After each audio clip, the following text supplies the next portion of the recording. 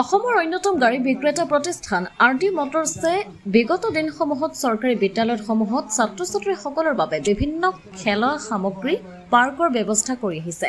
আজি যোৰহাটৰ নকাৰী আদৰ্শ নিম্ন বুনিয়াদী বিদ্যালয়তো শিশুৰ খেলা সামগ্ৰী বিতৰণ কাৰ্যসূচী সমাপন কৰা হয়। শিশু উদ্যানখন ফিটা কাটি মুকলি কৰে উত্তৰ পশ্চিম শিক্ষা খণ্ডৰ শিক্ষা বিষয়া সিদ্ধাৰ্থ কুমুদ গগৈ। লগতে উপস্থিত থাকে RD মটৰ্ছৰ কৰ্মকৰ্তাসকল, বিদ্যালয়ৰ প্ৰধান শিক্ষয়িত্ৰী অঞ্জনা খাৰঘৰীয়া, প্ৰাক্তন ছাত্ৰ হৰিশ কুমাৰ শইকীয়া, দীপেন ঠাকুৰ, 19 নং ৱাৰ্ডৰ পৌৰ সদস্য নাৰায়ণ চন্দ্ৰ দাস, বৰিগাঁও ধৰ্ম সন্মিলনী সভাৰ সম্পাদক প্ৰভাত শৰ্মাৰ লগতে বিদ্যালয়ৰ শিক্ষক শিক্ষয়িত্ৰী, স্থানীয় ৰাইজ উপস্থিত থাকে।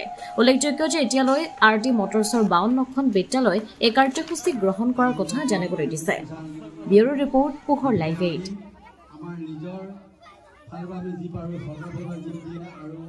প্ৰায় 22 লাখ টকা তেওঁলোকে অনুদান দিছিলে, গতিকে বিদ্যালয়খন সুন্দৰভাৱে বনাই ল'বৰ কাৰণে। গতিকে এনেকুৱা আমাৰ অনুষ্ঠানবিলাক আমাৰ ষ্টেট বেংকেও সহায় কৰে, ৰিফাইনেৰী সহায় কৰে, প্ৰাইভেটবিলাকে আমাক যথেষ্ট সহায় কৰে।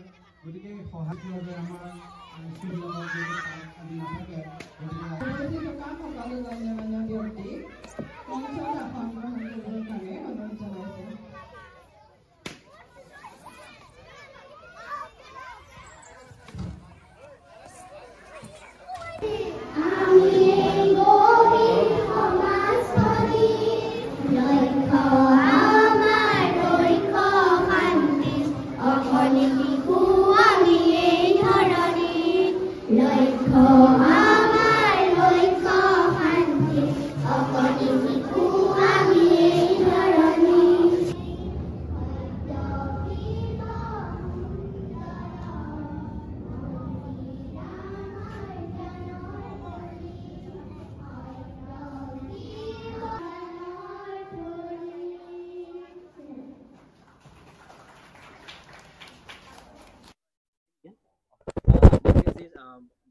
সপ্তাহত আচলতে 52খন স্কুলত যে 52খন স্কুলৰ 50 সপ্তাহত আমি RD মটৰ্ছে আমি সংকল্পবদ্ধ যে আমি স্কুলসমূহত শিশু উদ্যানৰ আমি এটা প্লেনিং কৰিছোঁ।